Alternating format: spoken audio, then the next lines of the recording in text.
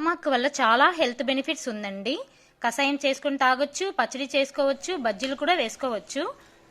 ఇది వింటర్ సీజన్లో మనం తినడం వల్ల కాఫ్ అండ్ కోల్డ్ రాకుండా చూసుకుంటుంది. ఇది ఒక ఇమ్యూనిటీ బూస్టర్ అండి. దాని తర్వాత ఆస్మా పేషెంట్ యూస్ చేయొచ్చు, ఫీవర్ ఉన్న వాళ్ళు యూస్ చేసి ఫీవర్ బేగా తగ్గిపోతుంది, వెయిట్ లాస్కి హెల్ప్ అవుతుంది, హెయిర్ గ్రోత్కి హెల్ప్ అవుతుంది. గ్రే హెయిర్, డాండ్రఫ్ ఉన్న వాళ్ళంతా యూస్ చేసుకోవచ్చు. డైజెషన్ బాగా అవుతుంది. దాని తర్వాత డయాబెటిక్ పేషెంట్స్ అంతా యూస్ చేయొచ్చు. పచ్చడి ఎలా చేయాలో చెప్తాను చూడండి. ఒక ప్యాన్ పెట్టేసి 1 స్పూన్ ఆయిల్ వేసుకోవాలి.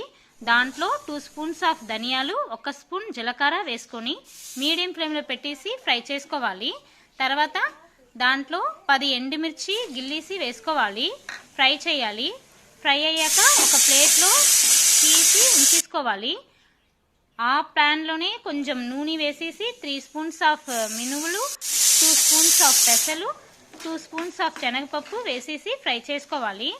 అన్నిటినీ మీడియం ఫ్లేమ్లో పెట్టేసి ఫ్రై చేయాలి. కొంచెం కరివేపాకు వేసుకోవాలి, ఫ్రై చేసుకోవాలి. అన్నీ ఫ్రై అయ్యాక అది కూడా ప్లేట్లో తీసుకోవాలి. ఆ ప్యాన్లోనే 10 వెల్లుల్లి రెబ్బలు వేసుకోవాలి. 2 టమాటో కట్ చేసుకొని వేసుకోవాలి, ఫ్రై చేయాలి. తర్వాత 20 to 25 వామాకు వాష్ చేసుకొని వేసుకోవాలి.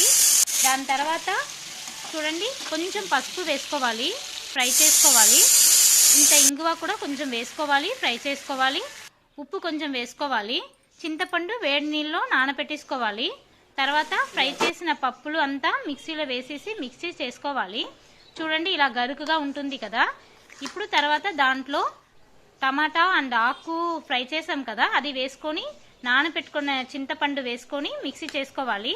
కూడా తినొచ్చు. ఇడ్లీ, దోశ, చపాతీకి వేడివేడి అన్నానికి కలిపి తింటే చాలా బాగుంటుంది. తాలింపు పెట్టుకుని కూడా తినొచ్చు.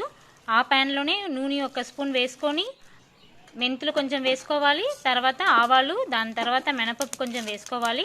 కరివేపాకు కొంచెం వేసుకొని బాగా ఫ్రై అయ్యాక తాలింపు పెట్టేసుకోవాలి. ఇది మీరు కూడా ట్రై చేసి చూడండి. నచ్చితే లైక్ చేయండి, షేర్ చేయండి, సబ్స్క్రైబ్ కూడా చేసుకోండి. Thanks for watching.